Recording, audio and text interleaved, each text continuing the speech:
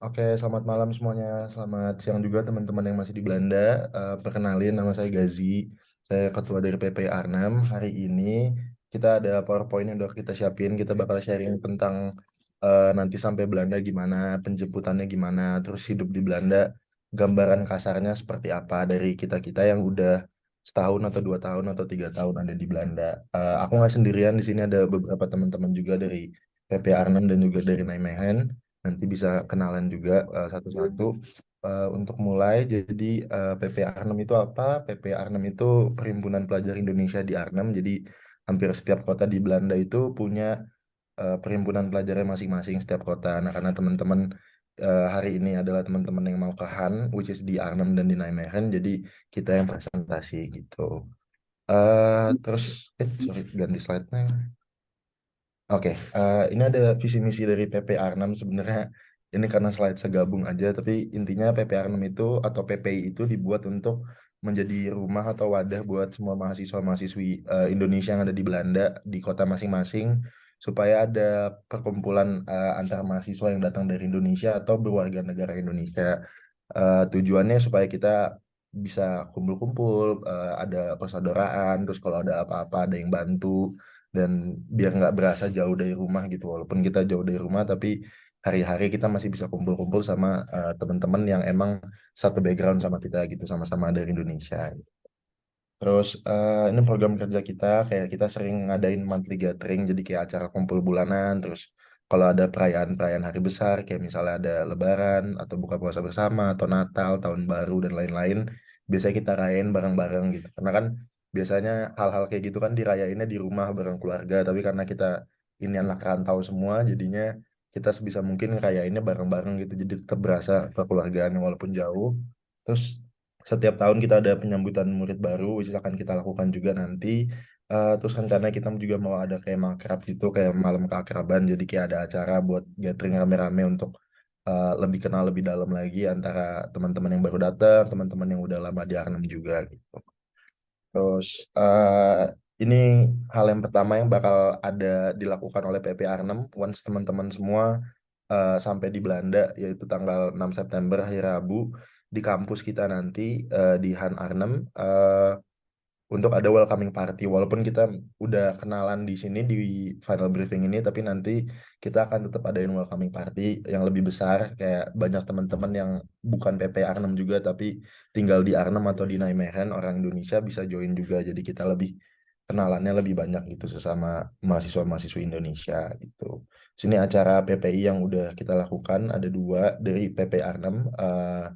Semenjak bulan Maret kemarin kita ada Ambruk itu Arnhem Bukber terus kemarin sebelum semuanya pulang ke Indonesia kita adain barbecue party gitu karena udah mulai panas juga kan di luar. Terus tujuan briefing ini diadakan tadi yang Tante Prita udah jelasin sebenarnya untuk mempersiapkan teman-teman yang mau datang ke Belanda untuk tahu apa aja yang harus disiapin, apa aja yang harus dibawa. Terus nanti di sana nyampe sana tuh harus apa aja yang disiapin pertama kali, apa yang harus dibeli, apa yang harus diurus dan lain-lain gitu. Jadi biar nggak kalang kabut waktu nanti sampai ke Belanda. Terus kita masuk ke slides berikutnya, yaitu tentang kita mulai dari pengeluaran di Belanda, karena ini pertanyaan yang paling banyak ditanyain sama teman-teman dan juga dari parents juga dari om dan tante juga tentang di Belanda itu nge-spendnya setiap bulan berapa. Mungkin kita bisa mulai sharing di slides ini, dan kalau om tante ada yang mau nanya atau teman-teman ada yang mau nanya boleh langsung nanya di chat, nanti dijawabin juga sama teman-teman yang ada di sini. Oke, mungkin dari PP A6 sebentar ada siapa aja yang dari A6? Aku ngecek dulu ya. Em, siapa bisa mulai coba? Wait, banyak banget yang join sebentar ya guys. Ada siapa dari A6? Ada Jason, coba Jason mungkin boleh cerita-cerita aja biasanya sebulan itu ngabisin berapa euro dan buat apa aja. Jadi teman-teman di sini ada bayangan kayak sebulannya itu bakal butuh uang berapa waktu di Belanda gitu, Jas.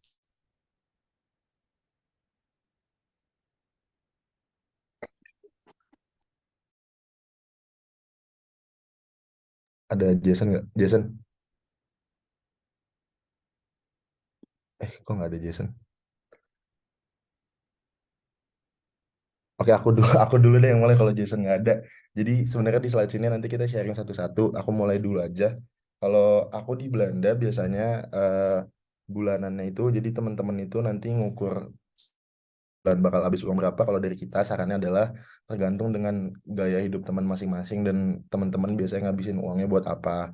Kalau dari aku sendiri biasanya kalau makan itu aku jarang banget beli makanan di luar, jadi mostly masak di rumah, jadinya itu lumayan ngekat biaya pengeluaran. Tapi aku hampir setiap weekend sering keluar kota karena nyamperin teman atau nyamperin saudara-saudaraku di kota-kota yang lain, jadinya pengeluarannya expensesnya keluarnya banyaknya di traveling bukan di makanan.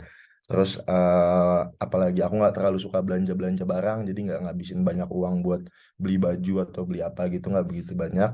Jadi kasarnya sebulan itu dengan masak setiap hari di rumah, nggak pernah beli makan dan juga tapi sering traveling setiap weekend gitu, jalan-jalan keluar kota, itu setiap bulan habisnya sekitar di 350 sampai 400 euro setiap bulan gitu. Mungkin teman-teman yang lain yang udah ada di Belanda boleh sharing juga, mungkin ada Daniel juga, ada Juvi. Ya, aku boleh deh. Jadi kalau buat aku sih, aku juga termasuk yang nggak terlalu keluar-keluar gitu. Jadi aku lebih seringnya masak. Dan kalau kayak traveling juga aku paling ya kayak sebulan sekali keluar kota gitu atau keluar negeri mungkin. Jadi Pak kira-kira aku juga kayak 300 sampai 500 sih tergantung kayak seberapa sering keluarnya. Dan ini itu ya outside of rent. Jadi ya kalau rent kan aku dapatnya kayak sekitar 500-an. Tapi kalau ini 400 sampai 500-nya itu ya hanya pengeluaran sendiri aja tanpa rent. Ya boleh, siapa lagi? Thank you Daniel. Ya tadi aku lupa mention juga, itu tuh pengeluaran kita di luar akomodasi atau tempat tinggal gitu, itu pengeluaran bulanan aja gitu. Mungkin siapa lagi yang bisa sharing yang agak beda, mungkin Juvi atau Ola mungkin. Ya, aku mungkin bisa sharing sedikit tentang expense atau pengeluaran di Belanda sendiri. Kurang lebih sama 300 sampai 400 tergantung kalian. Yang paling mahal tuh emang di transportasi sama di makanan. Makanya kayak yang tadi Gazi bilang, kalau bisa masak itu ngebantu banget buat ngurangin pengeluaran. Jadi karena makan di luar itu jauh lebih mahal.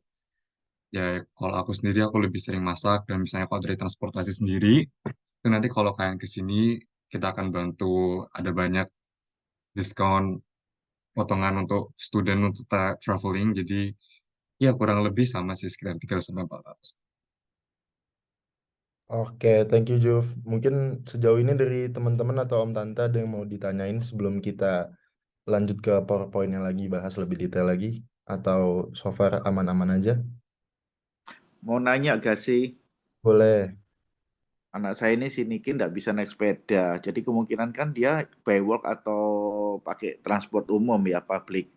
Ya Om. Kira-kira berarti berapa sebulan kalau seperti itu? Kalau boleh tahu Niki kuliahnya di Nijmegen atau di Arnhem Om? Nijmegen, di Nijmegen. Di akomodasinya di mana Om? Dekat kampus sih, paling dekat sih. Oke, mungkin Daniel atau Rizky boleh jawabin kalau gitu. Kayaknya Kalau yang ini, or do you want to ya, take it? Or can I take it? Rizky dulu. Ya, kalau masalah sepeda sih, I don't like cycling as well. Jadi kayaknya, me personally ada di sini transportnya itu kita bisa kayak subscription gitulah. Jadi like kalau nggak jam yang rame mungkin ada diskon sedikit. Saya itu per bulan biasanya bayar 60 sampai 80 buat NS buat travel. Saya tinggal itu 20 menit naik bus dari kampus. Jadi kalau kayaknya kalau cuma 10 menit dari kampus jalan sih bisa. Jadi nggak terlalu masalah sih kalau nggak bisa naik sepeda kayaknya. Kalau di kampus sih sebenarnya deket banget, misalnya kan ada beberapa yang kalau kayak di kampus itu tinggal jalan kayak 10 menit nyampe kampus. Sama sebenarnya kalau untuk Nijmegen sendiri ada subscription bus yang 15 euro itu setahun bisa kemana-mana. Tapi kalau Senin sampai Jumat cuma harus lebih dari jam 9. Tapi itu 15 euro aja bisa 1 tahun. Jadi sebenarnya nggak terlalu mahal juga sih, tergantung. Tapi itu bus kalau NS. Kalau pakai kereta beda lagi. Oke, Oke, thank you ya. oke. Iya sih Om, karena kalau misalnya jarak dari kampus ke tempat tinggalnya walking distance, kayak kita juga jarang bawa sepeda ke kampus gitu, karena tempat tinggalnya dekat, jadi lebih prefer jalan kaki aja sebenarnya. Jadi nggak masalah gitu. Mungkin paling kalau udah winter dan dingin banget, jadi mungkin ngambil bus atau apa gitu. Tapi kalau kita masih nggak beku di luar, kayaknya jalan kaki kita masih aman-aman aja gitu. Ada yang mau ditanyain lagi dari teman-teman yang lain atau om tante yang lain?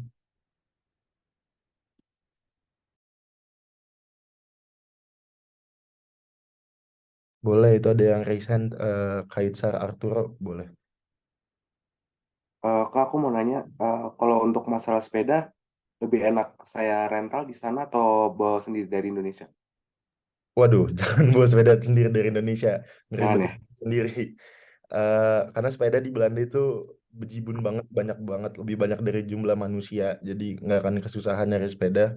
Mau beli yang baru, mau beli yang bekas, ada semua yang harganya mulai dari gratis sampai 1.000 euro pun ada. Jadi jangan bawa sepeda dari Indonesia kalau saran dari kita, karena ribet bawa-bawanya di waktu nyampe ke Belanda. Jadi mending beli di Belanda. Nanti di PowerPoint berikutnya kita bakal sharing tentang cara beli sepeda juga, Pak.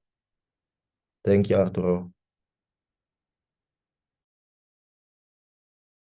Ada yang nanya di chat, Nijmegen ada Asian market yang deket nggak? Tuh, coba Daniel. Atau Oh ada. Tapi tergantung tinggal di mananya juga sih. Kalau di center ada beberapa, terus yang agak jauhan juga ada sih beberapa. oke, mungkin kita bisa lanjut ke PowerPoint-nya lagi. Tadi kita udah bahas tentang expenses bulanan kalau di Belanda dan tentang sepeda gimana. Next, kita ada harga makanan pokok. Nah, mungkin ini teman-teman bisa mengira-ngira sendiri kalau teman-teman mau masak. Ini nggak tahu nanti Daniel sama Rizky boleh jelasin juga, tapi kayaknya harganya nggak jauh beda deh seluruh Belanda, mau beda-beda kota. Tapi biasanya kita belanja di Arnhem kayak gini.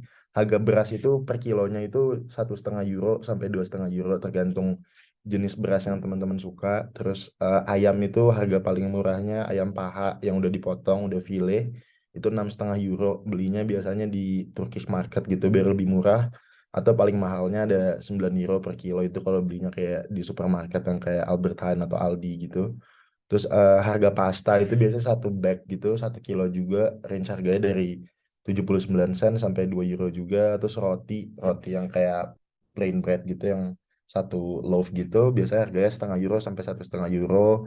Terus kalau daging sapi atau babi, biasanya harganya range-nya juga segini 4,5 sampai 8 euro, tergantung jenis dagingnya, beratnya, dan teman-teman belinya di mana gitu. Kayaknya biasanya lebih murah tuh, biasanya kita ngakalinnya belinya di Turkish market gitu, biasanya harganya lebih murah dibanding di supermarket yang gede gitu, yang bagus gitu.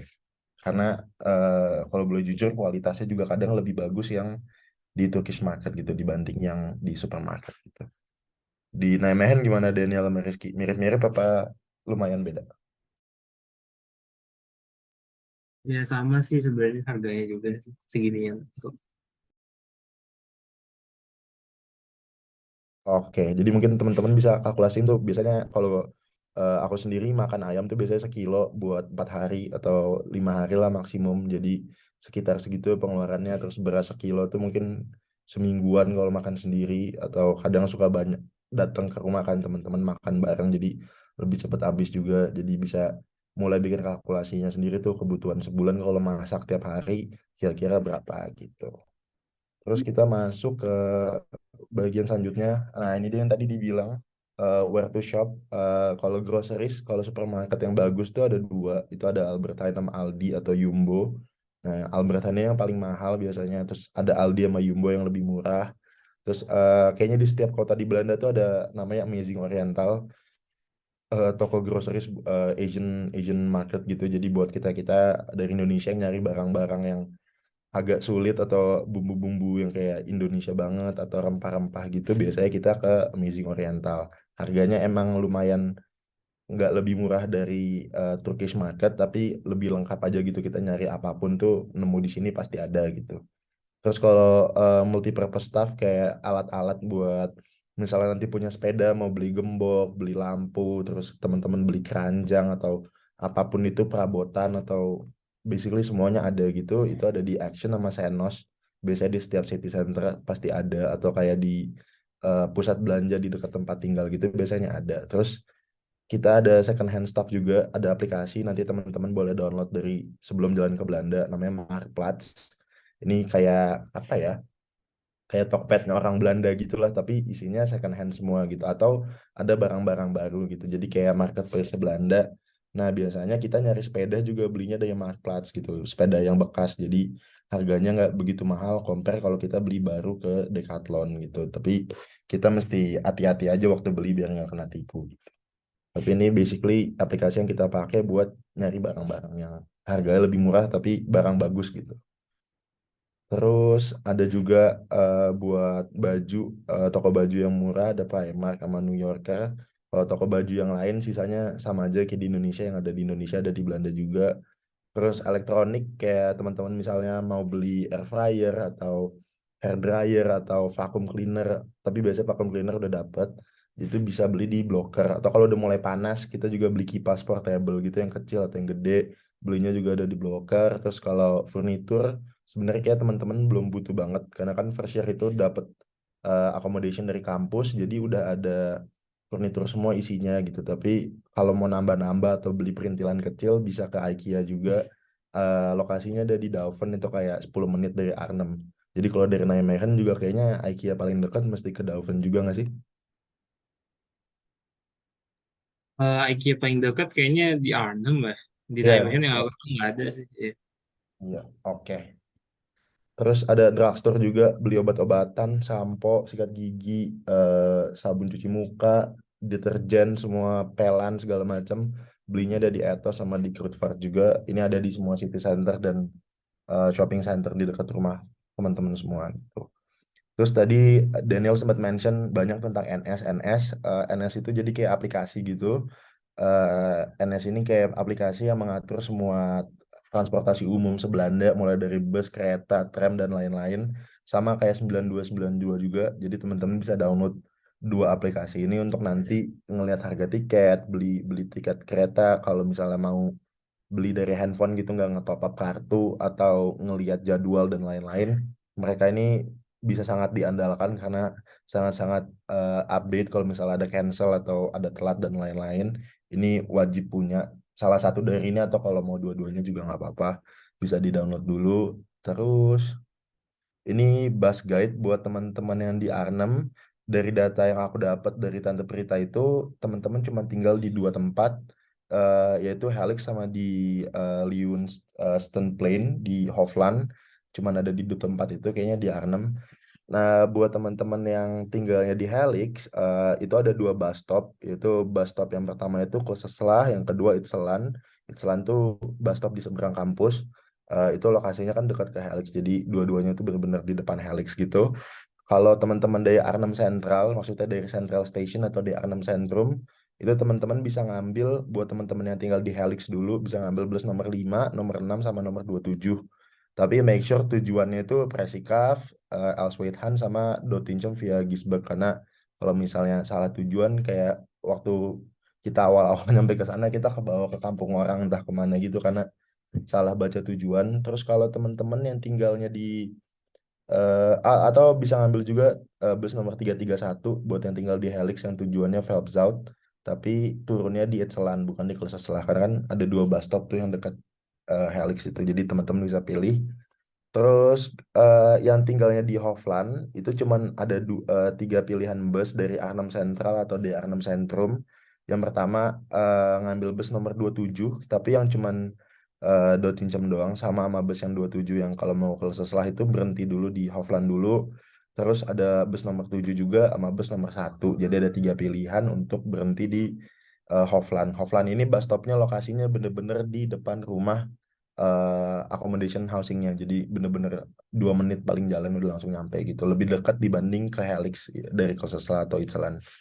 Terus kalau teman-teman mau ke IKEA juga beli-beli perabotan atau barang-barang kecil, itu bisa naik dari Helix dari Kloosterslag, naik bus nomor 27. Itu cuma ada satu pilihan doang, kayak karena dia agak keluar kota, mesti agak di outskirt gitu, nggak di tengah kota, jadi pilihan busnya terbatas gitu.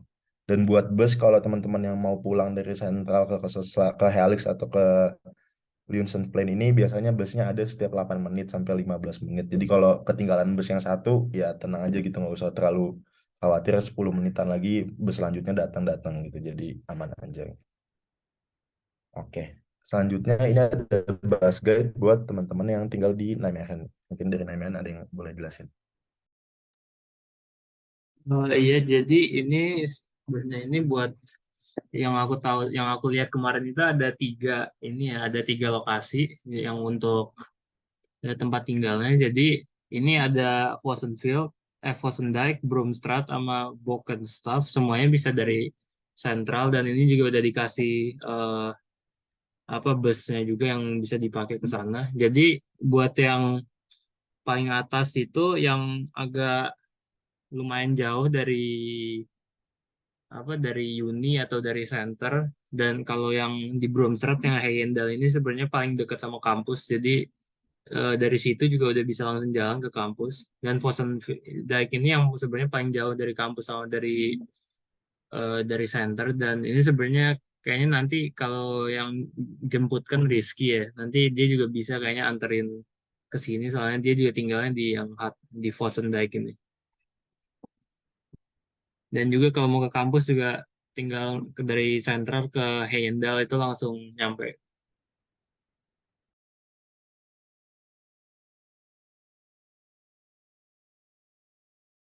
Oke, thank you Daniel. Next, sorry. Ada hal-hal yang perlu disiapin waktu dibawa ke Belanda pertama kali, yaitu obat-obatan pribadi kayak tolak angin, Panadol, minyak kayu putih, obat mah. Tapi nggak usah terlalu banyak karena tolak angin, Panadol dijual juga di Belanda. Mungkin minyak kayu putih yang temen-temen mesti bawa, dan obat mah karena misalnya obat mahnya spesifik gitu atau apa boleh dibawa juga. Tapi kalau kayak tolak angin, Indomie, Panadol gitu nggak perlu bawa karena di Belanda dijual juga dan harganya juga reasonable, nggak mahal-mahal banget. Yang kedua, teman-teman kalau misalnya nggak biasa nanti di sana cebok pakai tisu, biasanya kita bawa bidet gitu, bisa beli di Shopee, kayak harganya 30 ribuan. Jadi kayak cebokan portable gitu yang bisa dibawa kemana-mana.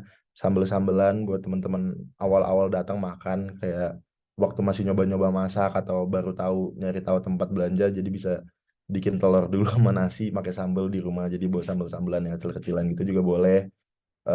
Bawa skincare pribadi juga karena di Belanda harganya mostly lebih mahal dibanding di Indo. Terus rice cooker, sebenarnya di Belanda ada rice cooker, cuman eh, biasanya kita dari Indonesia bawa rice cooker sendiri gitu loh, yang kecil gitu, yang porsian satu orang, bisa dibeli di e-commerce juga, di Shopee atau di Tokped. Karena nggak tahu kenapa rice cooker di Belanda kadang hasilnya nggak sebagus rice cooker yang kecil-kecil gitu yang kita bawa dari Indo. Jadi kita lebih prefer bawa rice cooker yang mini-mini gitu dari Indo gitu buat makan seorangan gitu. Tapi biasanya dari accommodation housing tuh ngasih rice cooker juga yang agak gede kalau teman-teman kamarnya yang sharing, kayak misalnya sharing berempat atau berlima, biasanya mereka ngasih rice cooker gitu agak gede tapi buat sekamar gitu, bukan buat kita sendiri. Jadi lebih baik bawa yang kecil-kecil gitu, bisa ditaruh di kamar juga. Terus kita masuk ke first thing to do. Jadi once teman-teman nanti landing di Amsterdam, teman-teman bakal dijemput, tadi Daniel udah mention, dari Nijmegen bakal dijemput sama Rizky, dari Arnhem bakal dijemput sama Juvi, nanti bakal perkenalan juga. Tapi setelah mungkin ini di 2 minggu pertama teman-teman sampai di Belanda, teman-teman itu yang pertama harus bikin bank, tapi bank di Belanda itu baru bisa dibikin untuk anak-anak yang di atas 18 tahun. Jadi make sure teman-teman bawa cash yang cukup waktu pertama nyampe ke Belanda, karena biasanya bank ini baru keluar itu setelah sebulanan karena kita mesti bikin BSN dulu dan lain-lain. Tapi aku lihat juga di data yang dikasih sama Tante Prita, ada yang lahirnya bulan Februari tahun 2006 ya, apa 2000 ya 2006, jadi 18 tahunnya itu masih 6 bulan dari teman-teman nyampe di Belanda. Aku lupa namanya siapa, nanti boleh resign atau kasih tahu yang lahirnya Februari 2006. Itu berarti teman-teman 6 bulan pertama itu kan nggak, untuk orang itu berarti 6 bulan pertama nggak bisa bikin bank karena umurnya belum 18 tahun. Jadi either teman-teman bawa cash yang cukup Atau kita juga ada temen kita di sini juga yang kayak gitu, dia bikin kartu HSBC tapi tabungannya yang dalam bentuk euro. Jadi bikin HSBC di Indonesia tapi kursnya yang euro gitu. Jadi bisa dipakai di Belanda tanpa kena exchange rate dan lain-lain. Karena kalau misalnya pakai Mandiri atau BCA ngambil uang di Belanda atau bayar di Belanda, kenanya lumayan gitu rate-nya. Jadi lebih baik bikin account euro yang bisa dipakai di Eropa gitu. Atau bisa pakai Revolut juga kayak bikin di Indonesia, jadi bisa dipakai di Belanda. Eh, Terus kita mesti bikin BSN. BSN ini kayak NIK atau nomor induk penduduk gitu di Belanda. Itu kita mesti datang ke City Hall atau ke kantor ke Pemkot kota masing-masing. Ada di Arnhem, ada di Nijmegen. Jadi kita datang ke Pemkotnya, nanti ada tanggalnya dikasih dari email bla bla bla apa aja yang harus disiapin. Kita ke sana ngisi dan lain-lain, foto, scan sidik jari kayak biasa. Nanti keluarlah si NIK itu. Nah, kalau NIK-nya itu udah keluar atau BSN number itu udah keluar, nanti kita ngambil residence permit kita itu, KTP kita itu ngambilnya di kampus. Sorry sebentar ya.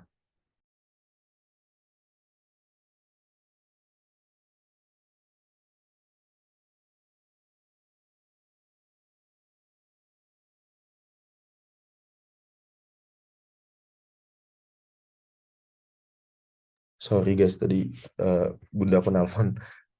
Lanjut, jadi tadi once si NIK-nya keluar itu atau BSN-nya keluar itu, nanti residence permit-nya bakal ngambilnya di kampus, di Han, bakal dikasih tahu kapan ngambilnya, jadi nanti teman-teman ke kampus untuk ngambil si KTP-nya. Nah, di 2 minggu pertama atau di sebulan pertama ini, harus banget, wajib banget buat ngecek email setiap hari, karena bisa aja tiba-tiba mereka dari pemerintahan, dari Pemkotnya atau dari kampus ngirim kayak jadwal teman-teman buat ngambil BSN-nya atau mesti bikin apa atau mesti bawa apa untuk ngambil BSN-nya dan lain-lain. Jadi make sure di sebulan pertama itu buat setiap hari pagi bangun tidur pantengin email dulu ada apa, karena krusial banget kalau misalnya telat atau apa harus nunggu lagi atau lumayan ribet gitu ngurusnya. Jadi bank dan BSN ini amat krusial. Nah, untuk bikin bank ini teman-teman harus 18 tahun dan udah punya BSN number juga gitu. Terus Oke untuk sih, halo. saya mau tanya ya, untuk yang nomor poin 1 sampai 3 ini, apakah nanti akan dibimbing sama PPI member atau dari University Counselor-nya? Oke Om, jadi kalau tentang email-emailan tadi yang mesti dicek tiap hari, biasanya dari kampus dan dari Pemkot bakal nge-email kita.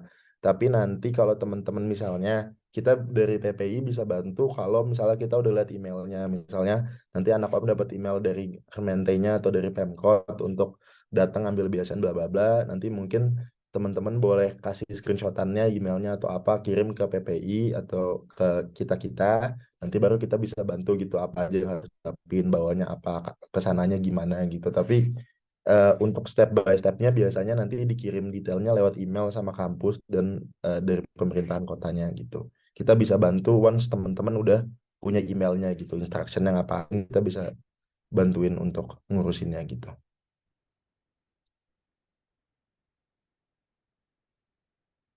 Ada pertanyaan lain mengenai tentang ini? Gaji tadi kayaknya pertanyaannya nomor 1 sampai 2 dan 3 deh. Nomor Eh, 1 sama 3, jadi belum terjawab. Satu sama Nggak, maksudnya ini bikin bank, bikin BSN, dan ya ambil bikin bank, resident bikin permit, BSN sama itu panduannya dari mana? ya panduannya biasanya dikasihnya dari kampus sama dari Pemkot lewat email atau lewat mailbox di rumah.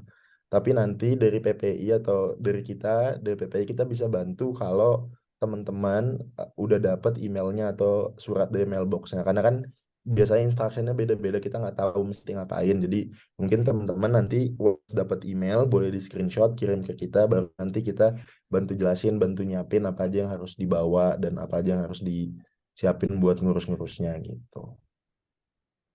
Semoga ngebantu. Tapi kalau ambil residence permit berarti dari email dari kampus ya, biasanya kan dikasih tahu tanggal berapa, jam berapa di Han. Ya tante, biasanya dikasih tahu jam berapa, tanggal berapa buat ngambil Dan KTP-nya. anak-anak harus siap sendiri, bukan nggak ditemenin PPI gitu. Ya paling kita ngasih taunya tempatnya di mana apa gitu, tapi kitanya nggak ikut bareng gitu. Karena kan di Iya. kampus juga gitu, nggak kemana-mana. Oke, Oke, kasih Gazi. Ada lanjut pertanyaan lain mungkin mengenai slide yang tadi? sebelum kita mulai ke teknis penjemputan di Belanda.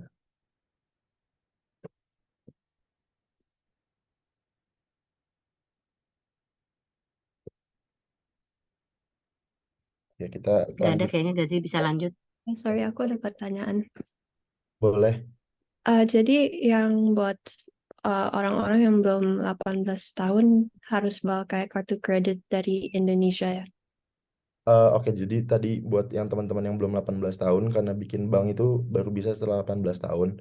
Eh, Caranya adalah either bawa cash yang cukup untuk misalnya menunggunya 2 bulan, jadi siapin cash untuk 2 bulan pertama, atau daripada bawa kredit card, karena kan kredit card itu biasanya kena exchange rate kan, dan biasanya rate itu lumayan beda sama rate kalau kita nuker di money changer. Jadi biasanya lebih baik teman-teman bisa nyiapin dari sekarang mumpung masih ada sebulanan sebelum jalan ke Belanda untuk bikin atau buka akun euro atau buka akun bank manapun, biasanya HSBC yang gampang untuk teman-teman bikin account euro. Jadi uangnya itu di dalam ATM, dia dalam debit card itu udah dalam bentuk euro dan bisa dipakai di Eropa gitu. Jadi nggak kena exchange rate gitu, kayak emang harganya harga harga normal gitu. Jadi teman-teman punya bank Eropa tapi banknya HSBC gitu sambil nunggu 18 tahun supaya bisa bikin bank lokal Belanda gitu.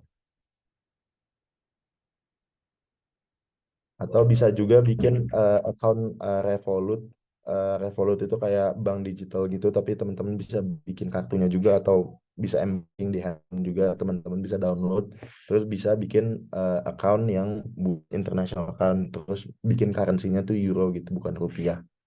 Nah, yang teman-teman masukin deposit ke situ, sama kayak yang tadi HSBC yang international account juga gitu.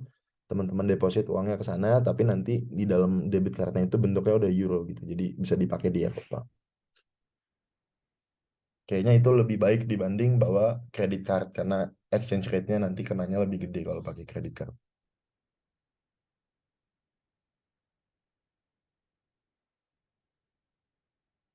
Oke.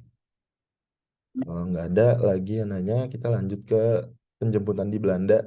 Jadi nanti teman-teman nyampe di Belanda itu tanggal 14 Agustus ya, Tante? 13. 13 dari sini nyampenya Oh iya, 14. nyampe Oh, Belandanya 14. Ya. oh oke oke ya ya. Nanti kan teman-teman landing di Schiphol itu tanggal 14 pagi naik Garuda. Aku belum ngecek detailnya, tapi setahu aku Garuda nyampenya selalu pagi. Jadi teman-teman nyampe di Belanda itu pagi, baru sama 2 orang ini, ada Juvi dan juga Rizky. Juvi dari Arnhem, Rizky dari Nijmegen. Mungkin boleh saya hai dulu Juvi sama Rizky, biar teman-teman lihat nanti yang jemput di bandara siapa. Ya, halo semuanya. Oke, mungkin perkenalan, namaku Juvi. Aku sekolah di University of Wageningen di Arnhem, jurusan komunikasi. Nanti aku akan bantu PPI buat jemput kalian di Schiphol Airport. Oke, thank you, Juv. Hello. I'm just gonna say in English because I speak this language better anyway. I'm Rizky. I go to the Han in Nijmegen. I study life sciences, and I'm gonna help to for this thing to pick you guys up in Schiphol at 14th, I believe, right? So yeah. Yep. Oke, thank you Rizky. Jadi nanti teman-teman landing di Schiphol udah ada Juvi dan Rizky yang nungguin di depan buat bantu teman-teman jemput teman-teman, bawa teman-teman ke Nijmegen dan ke Arnhem, ke kota masing-masing gitu. Nanti bakal dikasih tahu juga kayak busnya mesti ngambilnya apa dan lain-lain. Dan PowerPoint ini bakal kita share juga nanti, jadi teman-teman bisa cek slide-nya lagi buat bisa go through lagi PowerPoint-nya gitu. Nanti teman-teman bakal naik kereta, dan keretanya itu setauku sama tujuannya. Nijmegen itu tujuan akhirnya, jadi Arnhem itu 1 stop sebelum Nijmegen, jadi mungkin nanti di satu kereta yang sama kalau possible.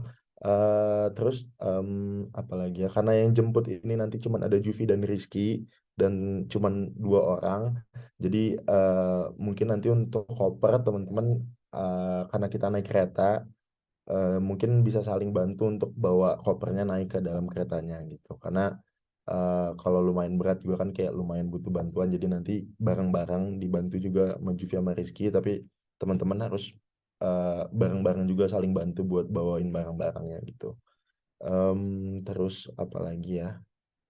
Mungkin itu dulu. Terus sorry. Terus dari kita dari PPR6 kita adain bundles juga. Jadi ini kayak paketan yang teman-teman bisa ambil. Jadi supaya nanti teman-teman sampai ke Belanda udah nggak ribet lagi. Yang pertama itu kita sediain tiket kereta dari Schiphol ke Arnhem. Itu satu orangnya sekitar 8 euroan karena kita beli grup tiket gitu. Jadi lebih murah jatuhnya.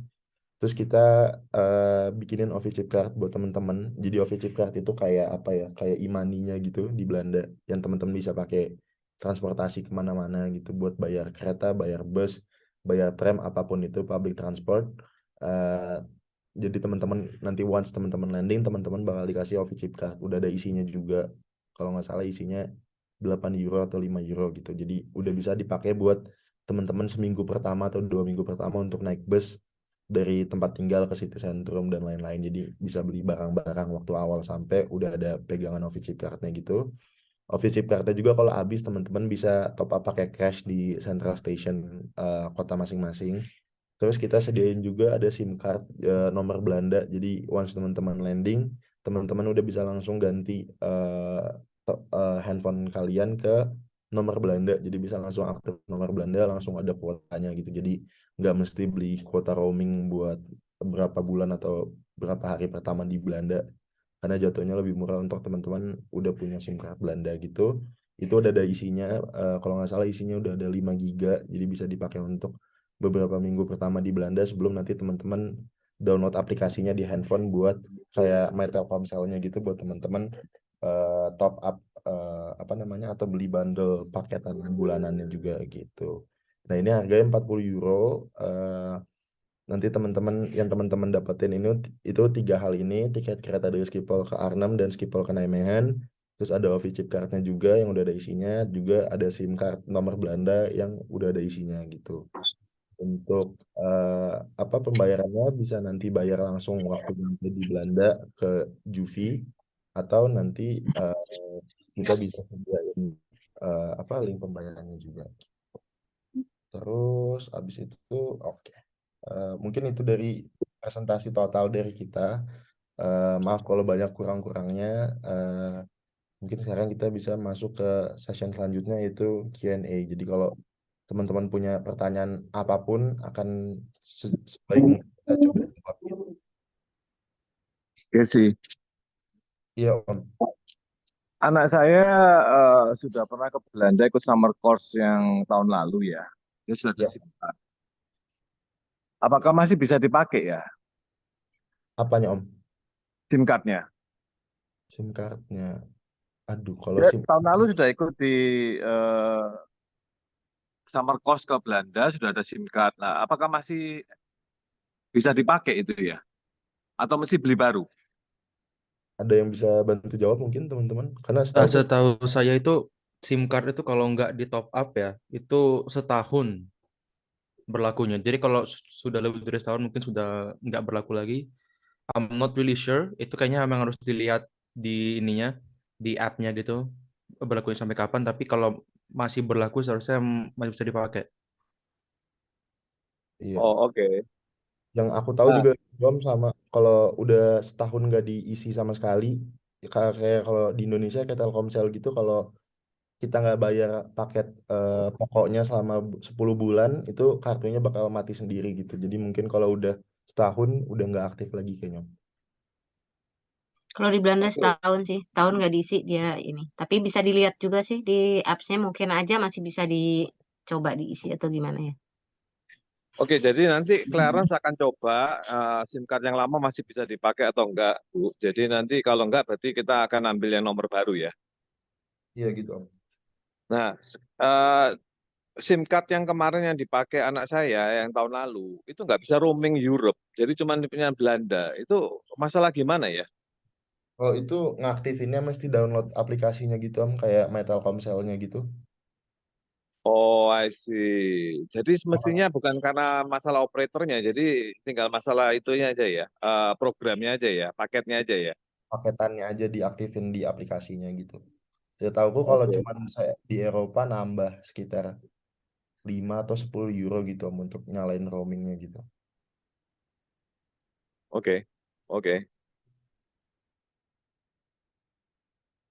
Ada pertanyaan lain mungkin dari teman-teman tentang apapun transportasi, pengeluaran, atau nanti di Belanda gimana, atau tentang tadi ngurusin bank, BSN, atau tentang eh, paket yang tadi 40 euro buat penjemputan Office Chip Card dan Gak juga. sih mengenai paket yang 40 euro. Pembayarannya apa nggak mendingan sebelum mereka berangkat ya? Ya Tante, jadi opsinya dua, boleh nanti bayar cash langsung waktu nyampe di Belanda. Jadi nanti kita sediain Google Forms-nya dulu. Jadi kita udah tahu fix siapa yang butuh. Jadi kita bisa nyiapin sesuai jumlah kebutuhan teman-teman gitu. Jadi kita nggak beli kebanyakan atau kekurangan. Jadi abis meeting ini aku bakal sediain Google Forms buat teman-teman isi siapa yang mau eh, paket itu atau siapa yang enggak. Pembayarannya bisa, jadi kan di Google Form itu udah konfirmasi kalau teman-teman mau bayarnya langsung dari sekarang boleh, atau nanti once sampai di bandara bisa bayar ke Juvi gitu. Tapi mungkin kalau bayar sekarang bisa ditransfer ke BCA, ya kita ngikutin kurs hari ini aja gitu seberapa gitu. Kayaknya mendingan kalau aku sarannya lebih mending dari sekarang aja sih Gazi. Oke. Dari Iya. Indonesia bayarnya either pakai Wise ke account kalian di Belanda atau pakai apps yang lainnya ya, pokoknya ke account kalian di Belanda atau ke account rupiah ya di itu. Aku nggak tahu gimana enaknya buat kalian gitu aja. Oke Tapi Tante. kalau ke account Belanda kan sekarang juga bisa ya kirim itu Dari pakai apps gitu Mandiri. daripada di bandara ntar kalian nggak punya kembaliannya terus jadi lama, kasihan kasihan di kalian juga. Ya, oke. Nanti kita Setuju. kasih link pembayarannya juga. Biasanya setahu aku pakai Mandiri itu bisa langsung.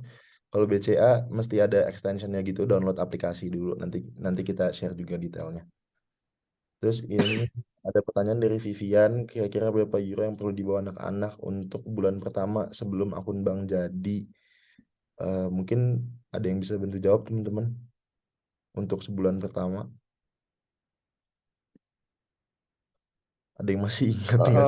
Mungkin Sama. saya perlu bantuan ya Kak saya. Itu mungkin untuk yang pertama penjemputan segala macam tolong di prepare semua aja. Nanti di total aja berapa. Jadi kita bisa transfer duluan atau bagaimana. Jadi masalah yang untuk transportation segala macam itu Ovicar atau apa segala macam itu mereka sudah ready gitu ya. Karena ini baru pertama kali saya takutnya mereka nggak tahu bagaimana belinya atau segala macam ya. Penting mungkin di prepare pada saat penjemputan sudah dan semua gitu. Meskipun SIM card ya kita sudah consider sudah expired, Ya, jadi kita ambil aja baru gitu.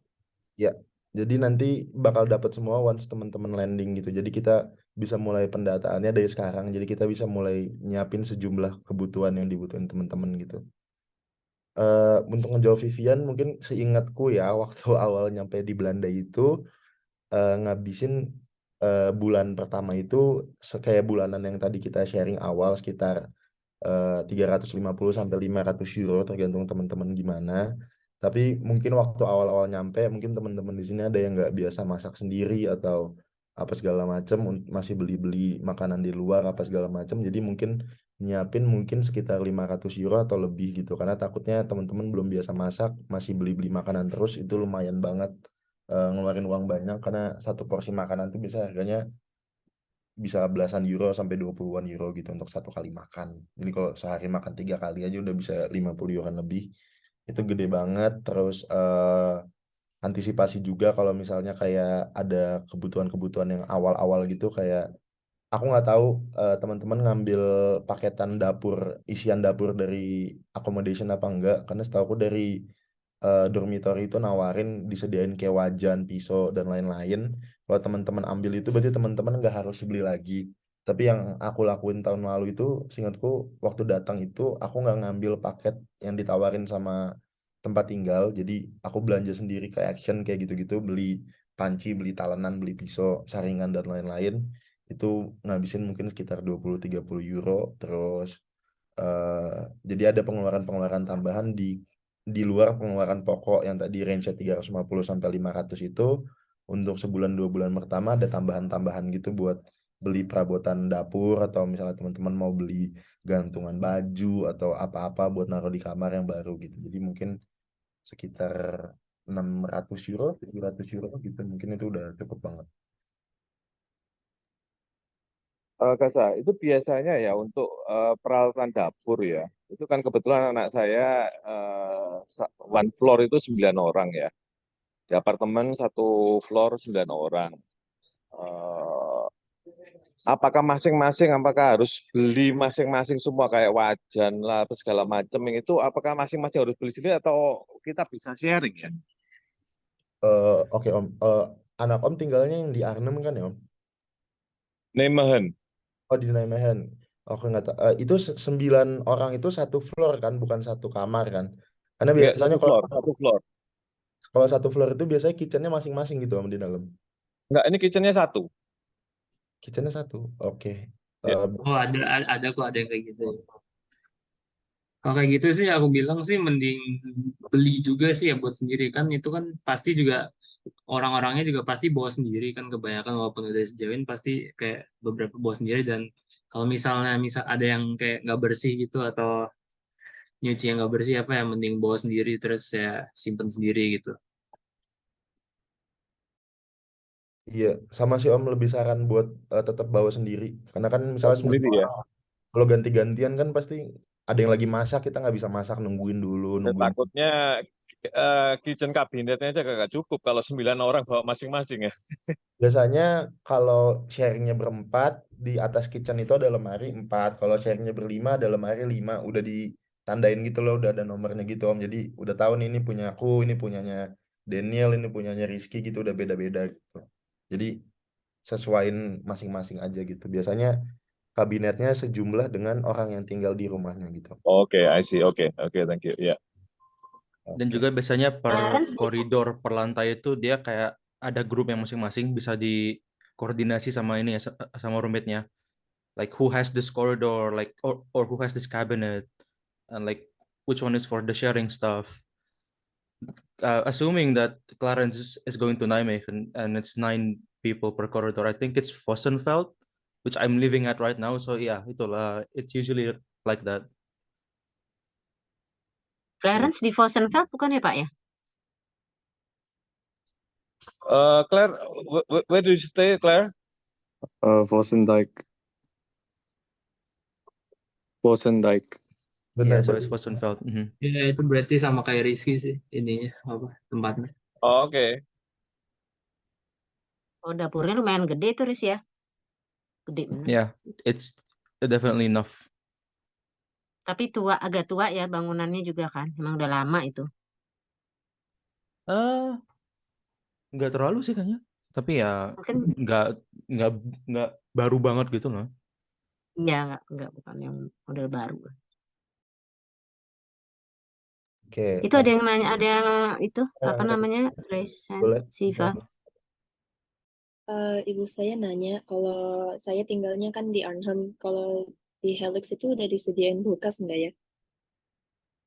Oh, kalau kulkas itu pasti disediain. Kalau boleh tahu Ziva ngambilnya yang kamarnya sharing berempat atau yang kitchennya sendiri atau yang gimana?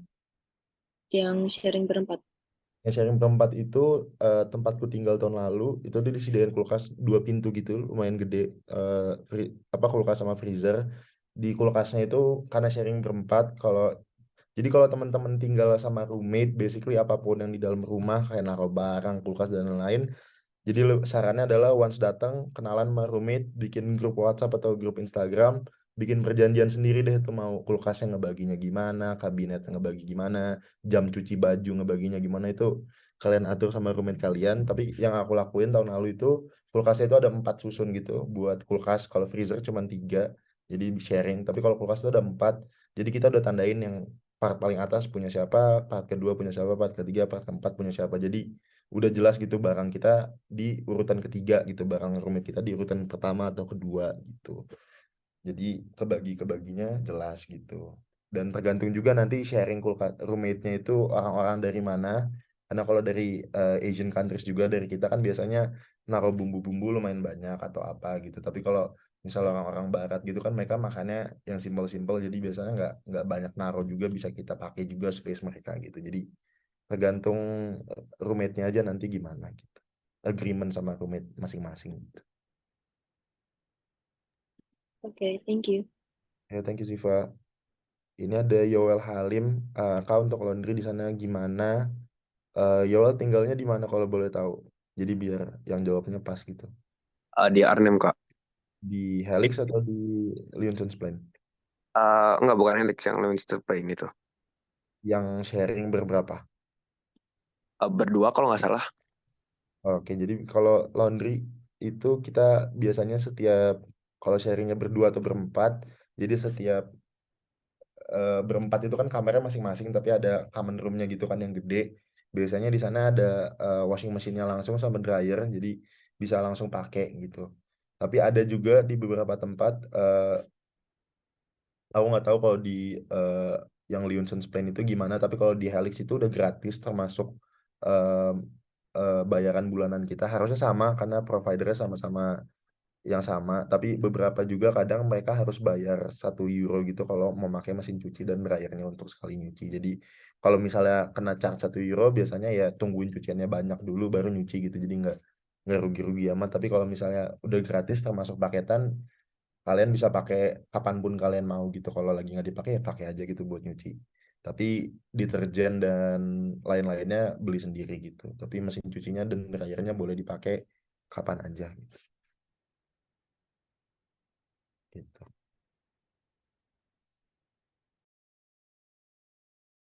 Ya, terima kasih, Kak.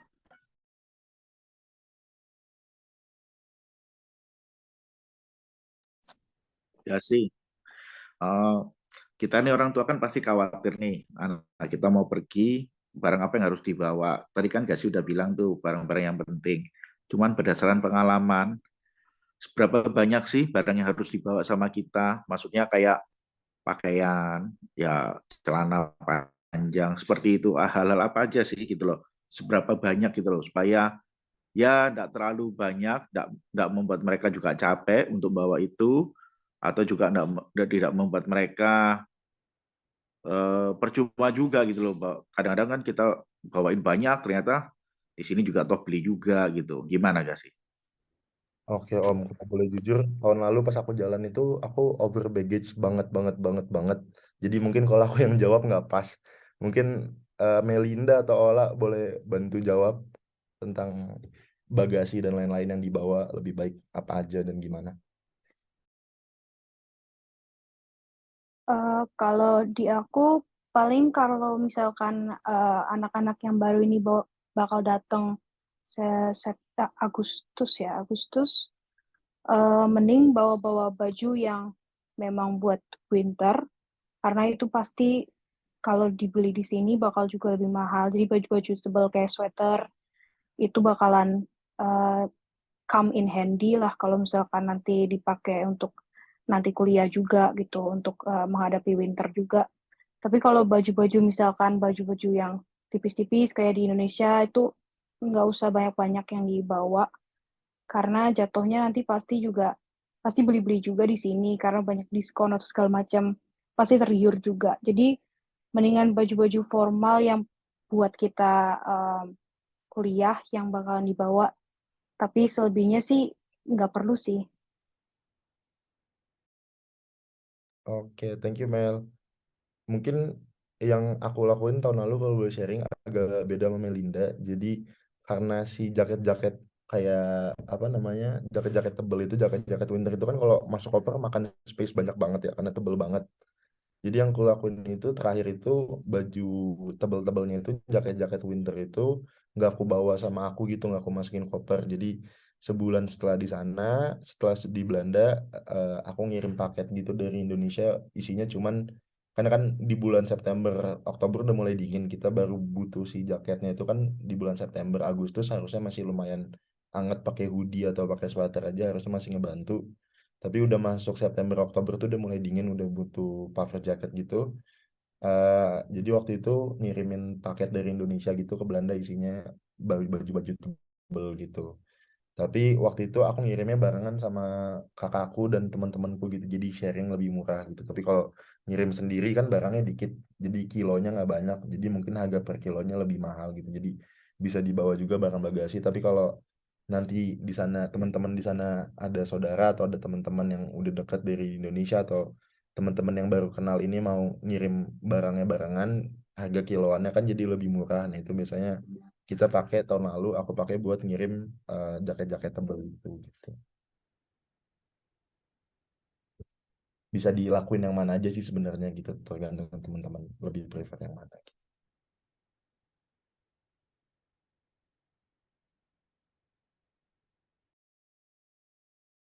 Ada lagi mungkin?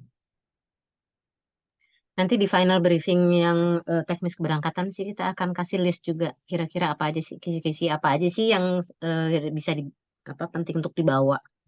Nah, tapi jumlahnya jangan banyak-banyak dari per itemnya itu gitu. Gazi ada yang angkat tangan tuh.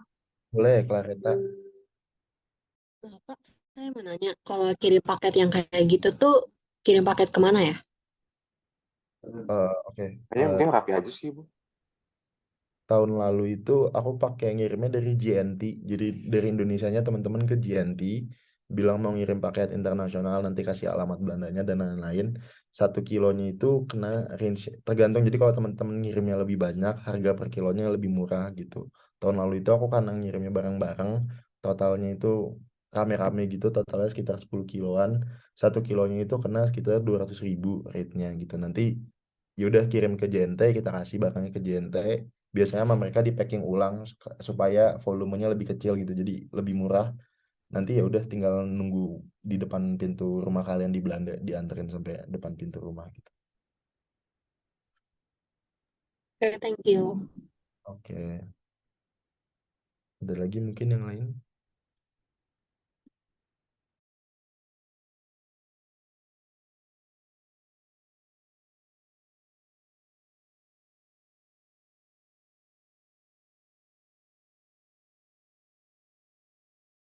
Ada yang mau nanya lagi tentang apapun itu, mumpung kita lengkap di sini bisa jawab.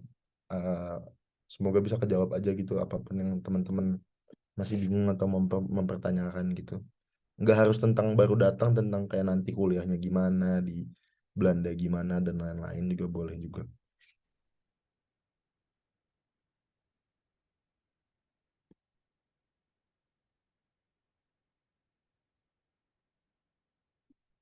Soal beli textbook, better beli second atau digital, Kak, mungkin setiap kampus beda-beda. Mungkin dari Nijmegen boleh jawab dulu. Kalau di Nijmegen gimana beli buku-buku buat kuliah? Kalau di sini sih sebenarnya nggak usah beli buku sih, soalnya kan juga nanti pasti ada digitalnya yang gratis. Sama tapi kalau emang mau punya yang apa, yang hard copy-nya itu bisa pinjam di library juga sih. Soalnya kalau textbook juga sebenarnya kebanyakan nggak dipakai. Soalnya semua semua rangkuman itu udah dikasih di slides. Kayak PowerPoint-nya yang bakal di-share juga nanti. Oke, thank you Daniel. Kalau dari Arna mungkin Naswa boleh sharing, Nas, kalau buku-bukuan atau gimana, pentingnya gimana, Nas?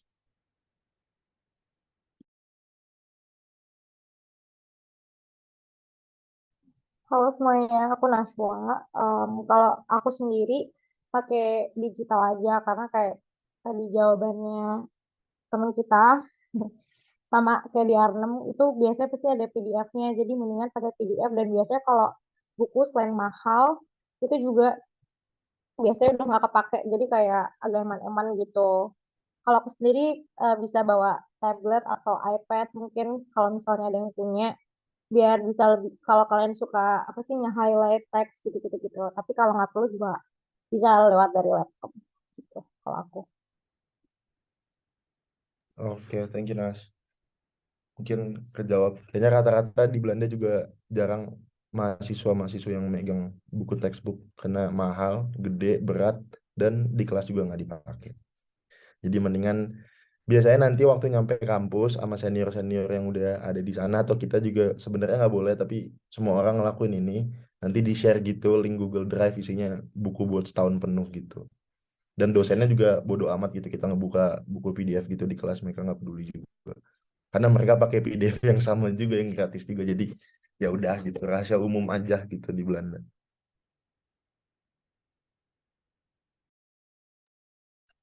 Perlu bawa laptop nggak ya? Oh, perlu banget Om, karena buat sehari-hari kuliah, karena butuh laptop, atau mau beli laptop di sana juga waktu nyampe sana boleh, karena kan kuliahnya baru mulai minggu depannya. Tapi kalau mau lebih baik bawa dari Indonesia sih, karena kan waktu nyampe banyak yang harus diurusin juga tentang yang tadi bikin bank, kampus, dan lain-lain. Jadi better bawa dari Indo, dan sehari-hari kan kuliah pakai laptop, dan yang tadi kita mention juga, jangan, lebih baik nggak usah beli buku yang textbook yang beneran, karena digitalnya ada dan gratis, isinya sama persis, jadi bakal butuh banget untuk ada laptop gitu. Ya sama kalau buat aku sih ini ya lebih baik malah ini bawa dari Indonesia, soalnya kalau habis aku compare juga sebenarnya laptop sih harganya lebih mahal di sini dan kayak variasinya juga kurang banyak, nggak kayak Indonesia gitu. Jadi ya mending dari sananya aja. Oke, thank you.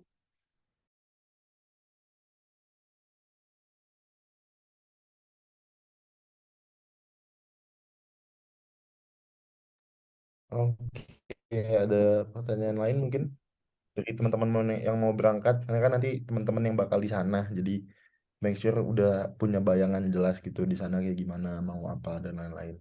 Ini bebas mau nanya tentang apapun itu, atau yang nanya tentang PPI juga boleh, nanya-nanya tentang kehidupan sehari-hari di Belanda gimana, atau kalau ada yang mau kerja part-time gimana dan lain-lain, boleh juga ditanya.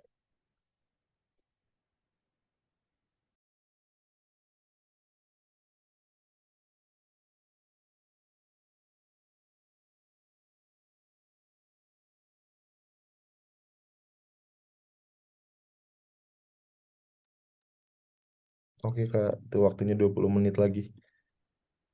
Mungkin aku aja kali yang nanya ya.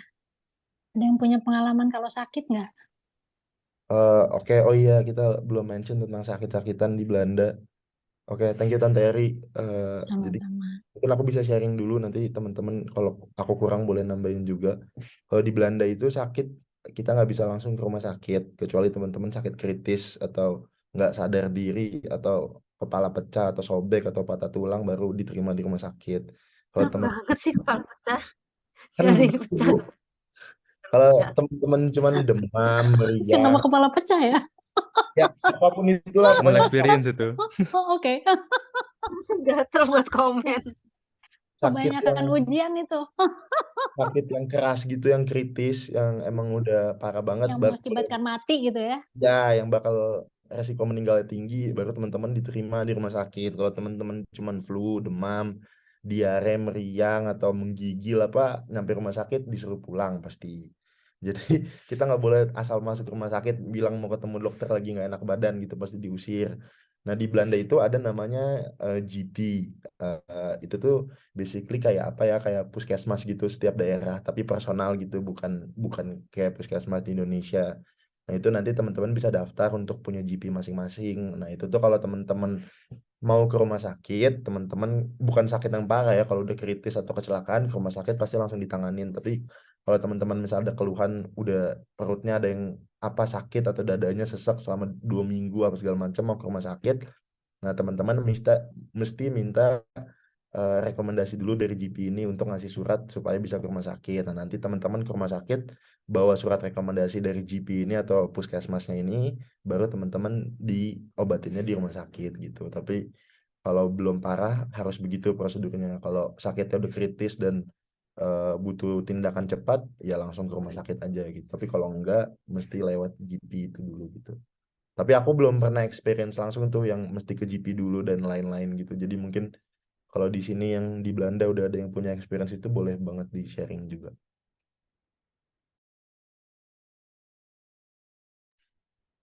Gaza, coba. Ini kan untuk yang ini kan kita sudah join untuk insurance-nya Ion itu ya. Itu apakah coverage-nya itu ada rawat jalan atau hanya kalau ini ya nginap ya, rawat inap ya? Setauku Om, Ion yang kita bayar itu mahasiswa kalau nggak salah setahun 600 euro. Menurut Iya. setauku yang aku baca itu udah lengkap banget. Kayaknya nggak cuma rawat inap, rawat jalan. Kalau nggak salah di dalam invoice asuransinya itu juga ditulis kalau Om lagi jalan terus digigit sama anjing orang, kayaknya ada coverage insurance-nya juga. Jadi sedetail itu gitu. Kayak setauku insurance itu bener-bener nge-cover semuanya gitu. Sampai kayak kalau kita ketabrak sepeda atau digigit anjing orang itu ke cover juga gitu. Jadi nggak kayak Indonesia ya, harus rawat inap baru bisa klaim ya. Jadi rawat jalan pun bisa ya. So, tapi itu tadi prosedurnya mesti ke Oke, GP dulu dapat kalau di GP kita bisa klaim insurance atau harus bayar di GP itu? Nah, itu aku kurang tahu, aku belum pernah. Tapi setauku di GP itu kita nggak ngelakuin perobatan, jadi kita dicek aja sakitnya gimana, terus dikasih rekomendasi surat ke rumah sakit gitu. Oh, Mungkin I see. Jadi cuma pemeriksaan awal aja. Nah, itu bayar nggak ya itu ya? Nah, itu aku belum pernah, Om. Aku nggak tahu. Mungkin ada yang bisa bantu jawab atau Tante Prita. Aku Mungkin mau aku nambahin. saya ceritain kayaknya aku pernah ada kayak kejadian gitu roommate aku. Jadi waktu itu malam-malam jam 2 dia kayak kena asma gitu. Terus awalnya mau manggil ambulans, udah panggil ambulans ternyata kasusnya nggak sekritis itu. Makanya merekanya nggak nerima ambulans, tapi kita harus ke rumah sakit lewat taksi. Dan di situ setelah prosedur apa-apa, cek-cek itu em, ternyata ada beberapa obat juga yang sebenarnya nggak ke cover sama insurance dan itu prosesnya emang tetap harus bayar. Cuma itu karena nggak penting aja. Biasanya kalau yang sakit-sakit yang penting itu udah ke cover sama insurance dan prosesnya lumayan. Sebenarnya nggak sebenarnya nggak susah, cuma juga nggak gampang karena mereka lumayan ada dokumen-dokumen yang harus diisi. Cuma ya oke deh untuk prosedurnya masih bisa dimengerti dan nggak sepusing itu. Jadi kalau ada apa-apa, ya semoga nggak ada apa-apa. Cuma kalau ada apa-apa, nggak usah worry karena eh, mereka jelas lah gitu step by stepnya gitu. Mungkin untuk aku tambahin ya yang Boleh, asuransi. Tante. Jadi kalau untuk asuransi itu kalau untuk yang sakit-sakit begitu, kalau di Belanda tuh semua harus begitu dapat BSN, begitu dapat BSN number itu semua harus langsung sign up di GP. GP-nya nyari yang dekat sekitar tempat tinggal, addressnya ya, alamat tempat tinggalnya, pilih GP-nya. Kalau udah sign up di GP-nya, terus nanti kalau misalnya sakit harus kelewat GP dulu. Jadi nggak bisa kayak di Indonesia tuh tahu-tahu datang ke rumah sakit nggak bisa. Kalau datang ke rumah sakit nggak bisa pakai asuransi kayaknya ya. Saya nggak pernah tahu sih kalau bisa datang langsung ke rumah sakit. Ada beberapa student kayaknya dulu datang langsung ke rumah sakit. Nah, itu nggak bisa di cover. Terus dulu juga ada, tapi ada juga student dulu sakit, apa namanya, appendix. Nah, itu dia udah parah, eh, masuk UGD. Masuk UGD juga nggak terlalu gampang ya. Kalau di Indonesia kan UGD gampang tuh. Masuk UGD pertanyaannya banyak banget biasanya. Di kayak kind of receptionnya gitu. Jadi paling aman sebenarnya lewat GP dulu. Nah, tapi kan GP nggak selalu buka gitu ya. Jadi kalau emergency, emergency banget masuk UGD. Tapi pertanyaannya banyak dan biasanya disuruh pulang lagi juga kalau nggak urgent. Nah, kalau lewat GP udah bikin janji, terus udah pada waktunya terus datang, itu nggak perlu bayar sih. Tapi nanti sama dia dikasih resep misalnya harus beli obat. Nah, coba lihat dulu untuk obatnya, lihat dulu itu tercover nggak. Ada beberapa misalnya nggak tercover. Misalnya anaknya depresi, dulu ada student kayak gitu, depresi. Terus dia main ke GP, nggak di cover. Tapi kalau misalnya di kampus itu memang ada layanan sebenarnya untuk kalau yang depresi, kasus depresi itu. Nah, semoga itu menjawab. Jadi kalau misalnya yang kayak bayar atau enggaknya, ya kalau lewat prosedur yang normal biasanya sih keluar nggak bayar gitu. Nggak perlu pakai apa-apa. Asal udah janji dulu ya. Dan udah sign up GP dulu. Sign up GP di daerah sekitar tempat tinggal itu paling penting. Sudah terjawab ya Pak ya? Atau belum? Ya, jadi prinsipnya kayak BPJS lah, Bu. Jadi kita masuknya lewat puskesmas dulu, baru di refer ke rumah sakit lah, baru bisa ya. Nah, betul. Betul. Dan kalau kalau di BPJS kan harus kasih kartunya atau nomor apa sih namanya yang kayak di handphone ya. Nih loh, saya ada punya ini BPJS gitu. Kalau ini sih kalau sebenarnya kalau udah terdaftar di GP dan segala macam nggak serepot itu sih di Belanda. Yang penting daftar ya. Soalnya banyak Penting juga daftar. student nggak daftar. Udah Iya, sakit daftar. baru, termasuk nanti saya udah juga. melilit baru mau masuk Nah, jadi itu nggak bisa. bisa itu harus bayar dulu dan segala macam proses reimbursement ribet banget. Jadi begitu datang dapat BSN daftar di GP gitu. Nah, kadang juga kalau kemarin tuh saya dengar dari anak saya yang di Eindhoven ya ternyata GP-nya kalau dalam kasus-kasus tertentu dia misalnya nggak di cover asuransi nih gitu ya.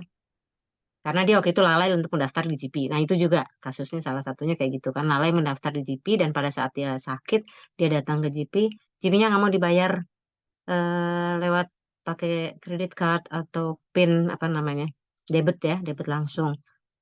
Nah, saran kita sih daftar dulu dan kalaupun sampai lupa daftar, carilah GP yang bisa bayarnya pakai debit. Jadi kalian punya buktinya kalau harus klaim ke asuransi gitu. Kuncinya daftar deh. Daftar terus nanti juga kalau ke dokter jangan main datang aja ke Indonesia, oh datang dokter datang aja gitu nggak bisa. Dan jadi harus telepon atau lewat website dulu.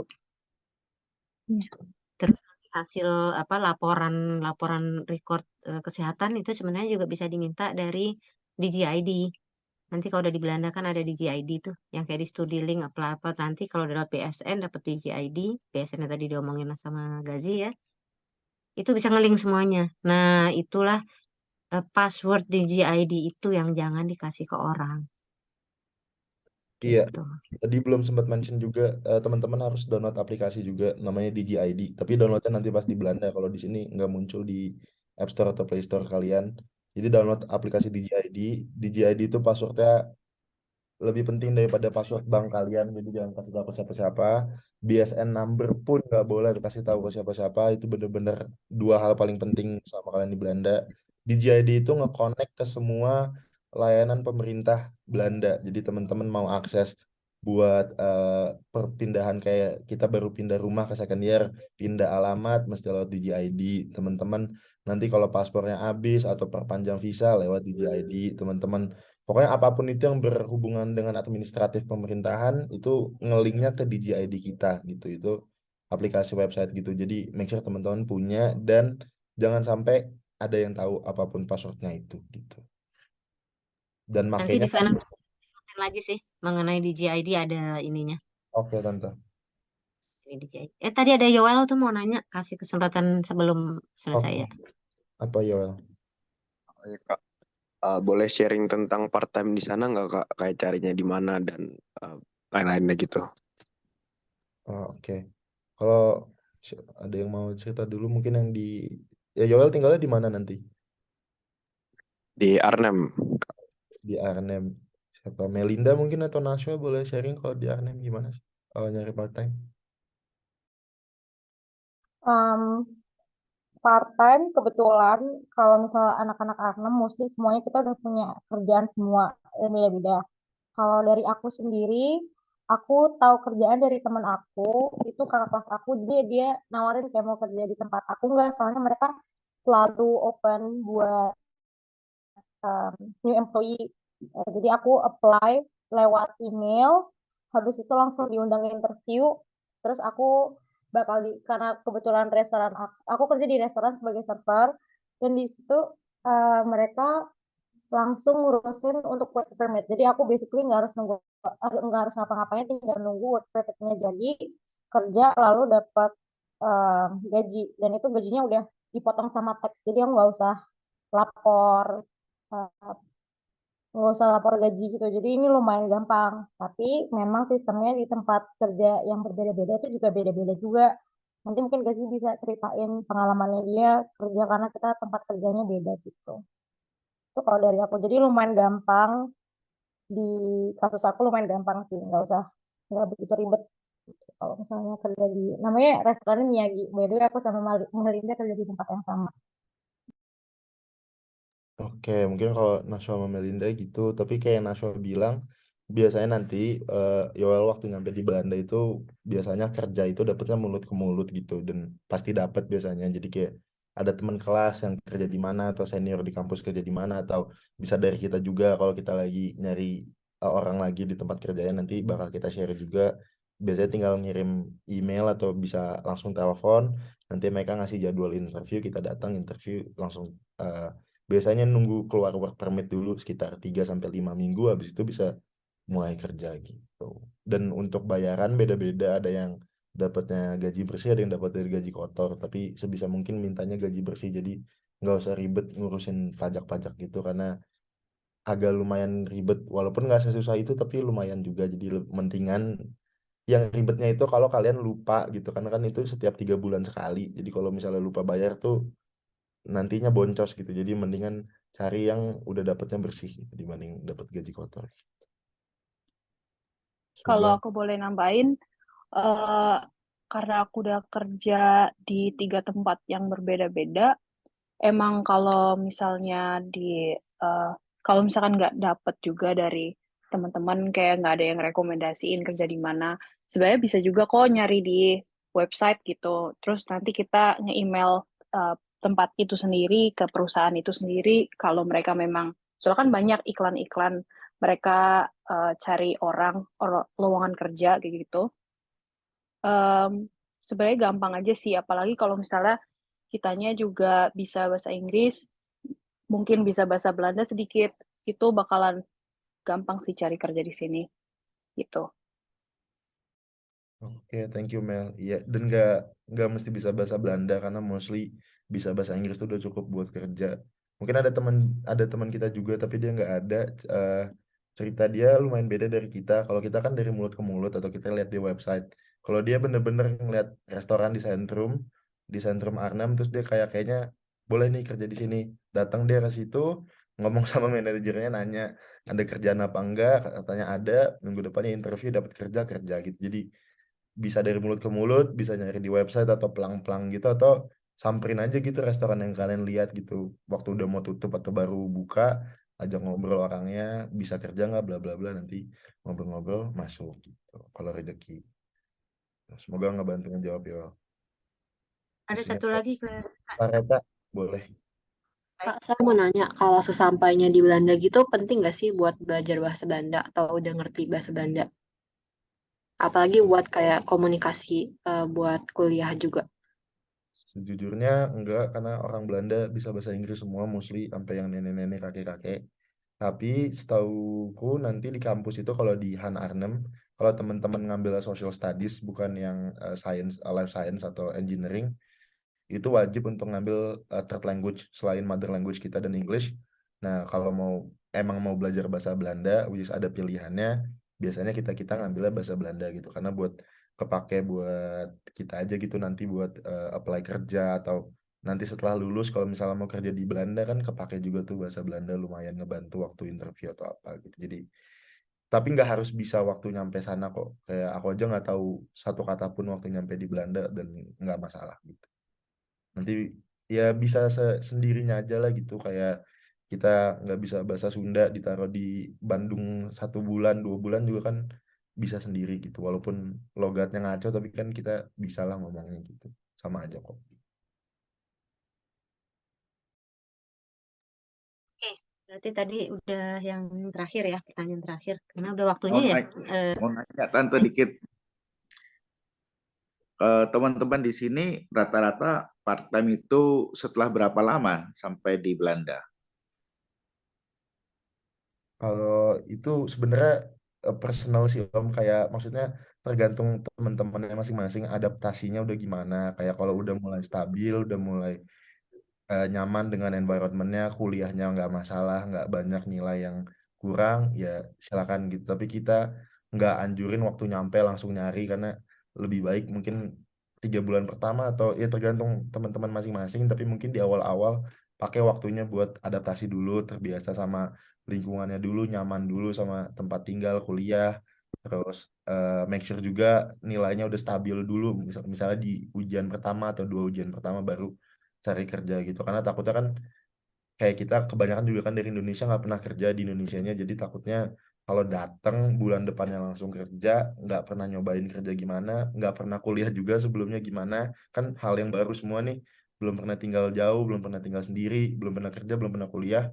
Kalau takutnya kalau digabung di awal semua bareng-bareng, takutnya nggak ke handle gitu. Jadi mungkin kasih waktu mungkin 1 semester pertama ngelihat dulu gitu, possible nggak untuk kerja gitu.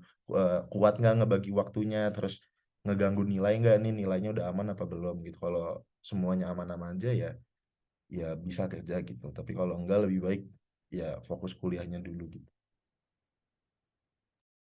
Oke, terima kasih semuanya. Ini sudah waktunya. Nanti terima kasih pada teman-teman PPI, terus adik-adik semua yang mau berangkat, dan juga Bapak dan Ibu semuanya, dan juga student-student yang mungkin masih kelas 10 atau 11 bersama orang tuanya hari ini.